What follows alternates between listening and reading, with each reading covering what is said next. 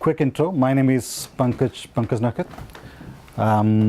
I've been in test industry since, well, feels long, 14, 15 years.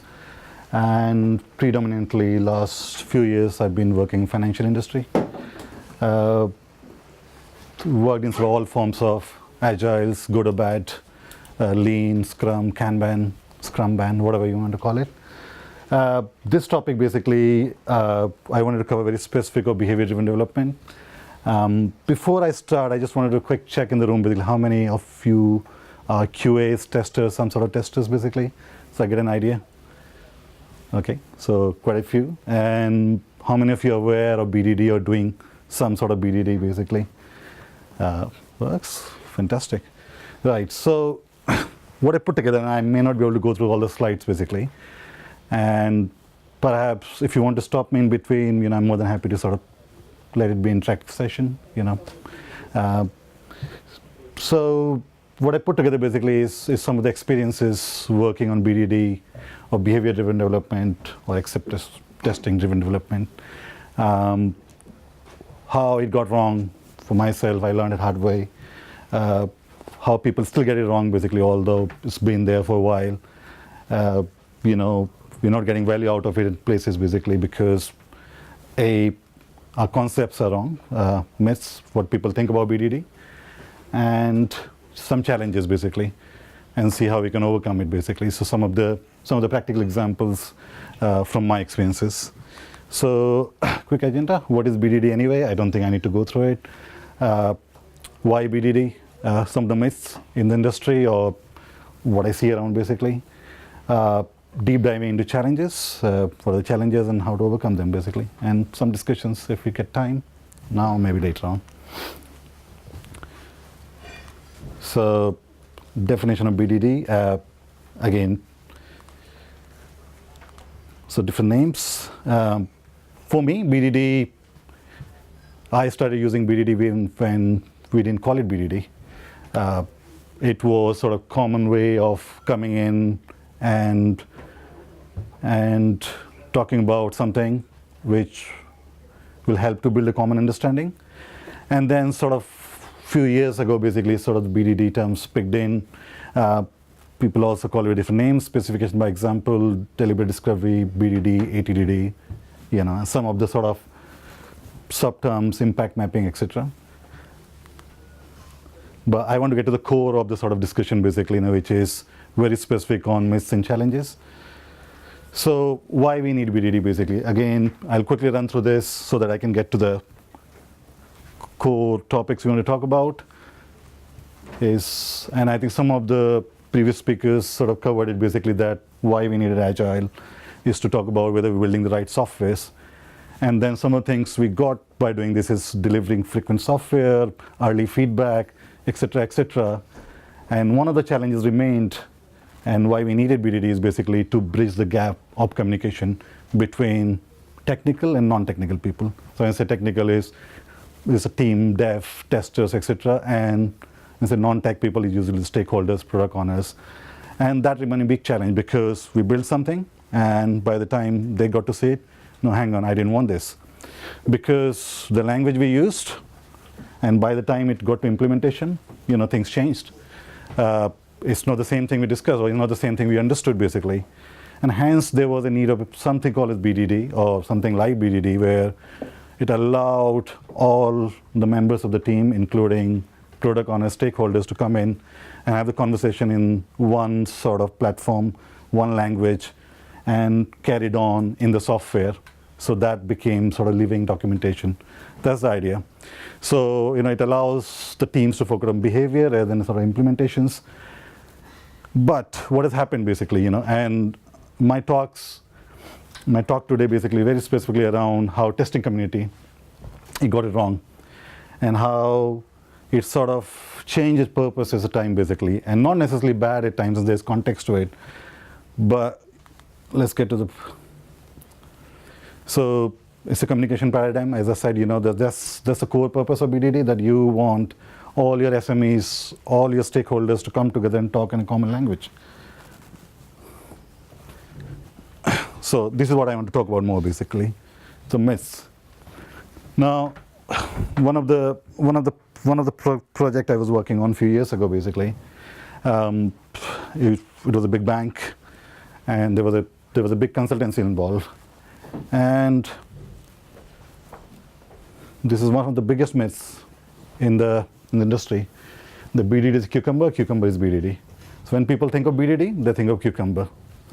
Some reason or not, basically. I mean, Cucumber, everyone knows Cucumber, basically. But it's just a means to achieve BDD, basically, but it's not BDD. But again, it's a very common misconception. So when we're talking to the team and say, oh, yeah, we're doing Cucumber. So what do you mean by doing Cucumber, basically? So yeah, we use Cucumber to run our tests, and we're doing BDD. So this is one of the common myths. And as I sort of said previously, basically, it's not about tool, it's not about anything, basically. It's about building common understanding, and tools are way, Cucumber, Serenity, whatever, basically. Now, BDD is a testing framework tool to support it, and I heard it many times. I've seen it basically how people are using BDD tools. They purely use it as a testing tool, and some of the terms I hear, basically test scripts. So we're writing our test scripts in Cucumber. Now, it's so wrong to call it test scripts, because the whole idea of BDD is not test scripts. It's your requirements, your specifications, basically, and tests are outcome. They are byproduct. They become living documentation. So keyword-driven framework. So one of the other myths I came across a few years ago, basically, that we have implemented a keyword-driven framework in Cucumber. Data-driven framework. So we do data-driven framework, business process testing. And one of the team I work with, they replaced the robot framework in Selenium using Cucumber. So there's none of this. All this sort of keyword-driven framework, data-driven framework, business process testing, robot framework, Selenium, they allowed non-technical testers to write some sort of test scripts. So people who didn't have technical skills to be able to write test scripts. But these approaches were based around reusability, so that we can reuse a piece of functionality or piece of text or piece of something, basically, where they can reuse this stuff and write some sort of test scripts. But they don't focus on behaviors. These approaches, again, they focus on test cases. So they specifically talk about when you have a requirement, you write test cases using this, basically. But BDD, again, as I said, the focus on requirement itself. So another myth, BDD is not TDD, or BDD is TDD, basically. So again, there's a lot of sort of discussions I come across where people say, what is BDD? Why we need BDD if you're doing TDD? Now, can we get rid of TDD? Can we stop writing unit test cases if you're doing BDD? Now, when I say basically that, BDD complements TDD or TDD complements BDD, they have different purposes. When you write unit tests, you sort of focus on a small piece of functionality, a small piece of code. But when you're talking about behavior, basically, you're thinking from user's perspective, you're thinking from your stakeholder's perspective. So if you're a stakeholder looking at a BDD feature, it should be able to make sense, from it, If it doesn't make sense, of course, I'll come to the point where how we write our sort of BDD features or how we communicate in this, where my stakeholders get bored of it, reading it, So that's another way of sort of driving business away from BDD. But again, TDD and BDD, they serve two different purposes. They both need to exist. TDD is sort of a tool, developers use. I mean, as a developer, I will feel uncomfortable if I'm not writing unit tests, basically. They have to be there, They tell me if I'm writing that small piece of code right or wrong. And whereas BDD, is complete different purpose, It's basically brings everyone together, It allows me to understand what business wants. Right. So the other myth, and I think, Amir, you covered it a little bit on the sort of previous talk, that when we talk about testing, we think too much from UI perspective, that, we have to automate everything in UI, so BDD should be UI driven, my scenarios, and then comes Selenium. So we're doing BDD, we're doing Cucumber, and we're doing Selenium. And that's another myth. So behavior doesn't mean UI. In fact, how applications are developed, and when you're talking about microservices and things like that, UI is the last thing we develop, basically. But does it mean that you wait that long, that you have the UI to test the behavior? Perhaps not, So focus on behaviors rather than how to test behaviors. So what BDD allows you to think about the behavior of the system, not necessarily think about exactly how you will be testing it. That problems come later. And that's why, the sort of testing triangle comes in, and your API test, etc., which I'll come to a little bit later. And as I said, the UI sometimes is the last thing you develop. You develop these microservices, the APIs, where you can test most of your business logic. You don't need the UI for that. And as I'm going to say, use UI for testing UI, not testing. If I'm working on banking applications, I will not be using UI to test if my 500 different types of transactions goes through. It'll take 5 days to run this in UI. Right. So getting business involved. Now, I'm sure quite a lot of you must have faced it, that my stakeholder is not interested in BDD. Right, so what drives them away, Should I still use it? Well, it's a little bit controversial. I see value even if I use one person using BDD, because it helps me understand how software is built. One of the projects I worked in a year ago, basically, where the only source of truth was the scenarios written in Cucumber. If anyone needed to know anything, including BAs, they say, oh, hang on, can we look at the Cucumber scenarios, how exactly this is working, It's a complex piece of software, documentation was all over the place. So, I personally see, even if your business is not quite involved initially, I still see value. If developer is using, if as a tester I'm using, I still see value. BDD with business. So, if you're expecting, like stakeholders or the product owners, basically, would the right be given when then? Perhaps not, So they are good at writing maybe conventional requirement at times, So, for example, I work with trading desk, and know where they're going to write, given when then, basically. If I go and say, can you write me scenarios given when then? Then also, I think one of the challenges basically with using this given when then or Gherkin basically is, people get limited by thinking, they can't express themselves. So, you need to find a middle ground basically, not necessarily your product owner may be good at writing given when then, but perhaps you come together as a team, someone takes the responsibility of converting this in Gherkin, or I'm sure there are other ways as well now, Serenity, where, use drives you away from given when approach. So what if my business is not involved?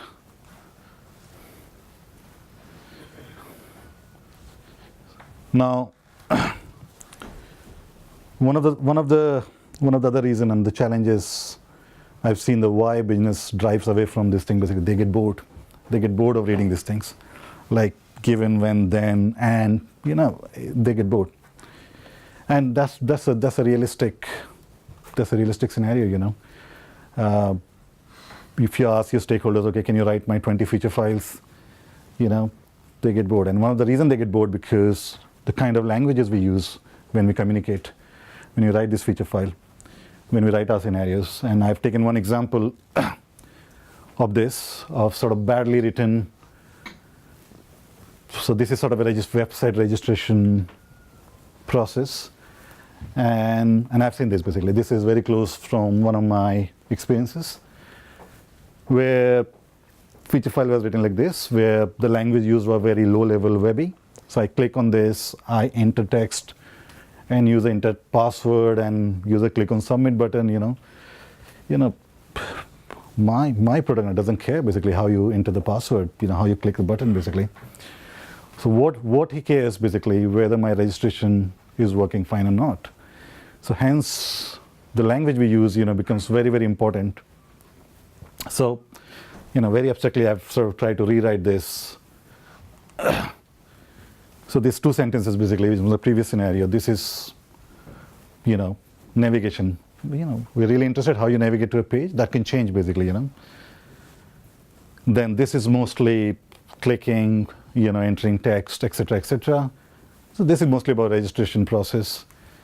And then you get a confirmation, so this is successfully registered, So you abstract this basically and say, given I start the registration process, when I complete registration process with valid credentials, I'm registered successfully, That reads very close to the business language, that reads, so that reads as close as a business can get, He doesn't need to worry about whether he needs to click a button, or tomorrow if you change a click a button to a radio button or whatever, basically, it doesn't change, you still don't change the language used here. Now, some of the other challenges, implementations. You still rely on teams to implement the underlying code, because under the BDD framework, there's some code. Now, sometimes you see this. Now, for your benefit, basically, this is sort of cheating, where you're just making the test pass, where you're saying assert equals 5 and 5, or you comment out, And these are sort of some of the side effects where you see failing build, delivery pressures, etc., etc. And requirement traceability. So how somebody asks you, what's your test coverage, you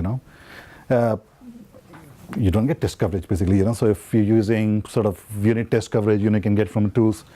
But if you're using sort of BDD to do your functionality testing, which is outside the container, which means you're using as an application. There are different ways to get test coverage. So there are tools where you can generate the documentation, tagging strategies, avoid one-to-one mapping to a story and a feature file, because that's one of the bad side effects, where you grow your test suite of feature files, by a number of stories you've delivered, not necessarily number of features. So track your features, not necessarily your user stories. How to manage a change in requirement through BDD scenarios, right? So when the change comes, all your test scenario fails, that's where the panic comes, everything is failing. And that's when a little bit cheating starts sometimes, commenting the test, WIP, ignore, etc., etc. So maintain metadata of story acceptance criteria against scenarios. So you know exactly what features change. If you have a right tagging strategy, for example, you know exactly what feature going to change, and use that metadata to find out what changed. Use story maps, tagging, as I said, engage all the stakeholders in the process. So when a change coming and you have existing suite which is failing, make use of the team, make use of wider team basically, to make sure you understand change and translate this through your scenarios, your feature file, which is your living documentation. Because one of those panic moments and you'll fall out basically. Once you fall out, then sometimes it's very difficult to get back. I'm not going to go through this basically because I think Migo sort of covered this basically, but this is the forgotten art of automation testing. It's a very old concept, test pyramids, where you, as I said, you don't try to automate everything UI. You look at acceptance tests, the API level, now your microservices, SOA architectures. But again, having said that, simple thing to say, what you generally see is this, monolithic approach where you have massive Selenium suite running for days and days, and pretty much no coverage at the lower level, basically, which means the API integration, database, etc.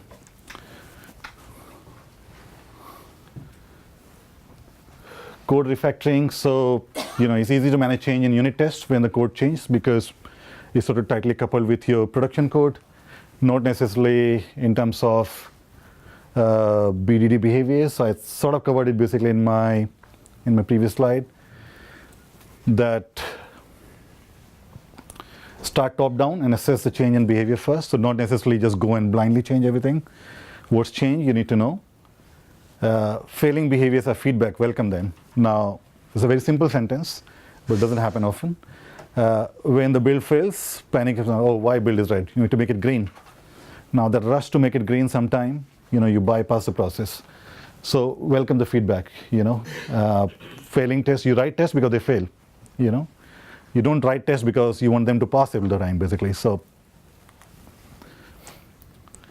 as a developer, liaise with BAQ SMEs on failing tests and don't assume things, even though it may sound trivial. Now, I sort of said as a developer, this for everyone basically, liaise on a failing behavior. Just don't assume things, change things, because as Amigo said, we don't get time. We don't get time in a sprint to fix things, to do things. So use the opportunity, use your feedback, what you're getting from your test, and the real time basically. Don't leave it for late. Slow running and flaky tests, I'd rather skip this basically, but again, I sort of covered this in previously. Avoid testing everything through GUI, sort of 2 key points. Keep refactoring the BDD scenario, keep refactoring the tests, keep deleting the tests, adding test is as important as deleting tests. We don't delete often. So deleting test is more important than adding tests. Sorry, you said about avoiding one-on-one mapping your user stories to BDT before. I was just wondering, why is that? So I think I wanted to cover this as basically slow running and flaky tests. And this is one of the reasons why I think you have slow running and flaky tests, because we end up with a lot of feature files. And usually, basically, what teams tend to create basically is 1 feature file per story. So this is one of the sort of side effects, basically, why it happens. But don't you need a test to test the behavior that the user story should exhibit? It does, yeah. So as you move along, as I said, refactor, basically move it in the feature and avoid having sort of 1 feature file per story. Have feature files for features, basically, but not necessarily story. But story is a small piece of functionality. As you evolve, you make a little bit of workflow, go left to right, basically, horizontally cover it, basically. But 1,000 feature files, no one is going to look at it basically in 6 months' time.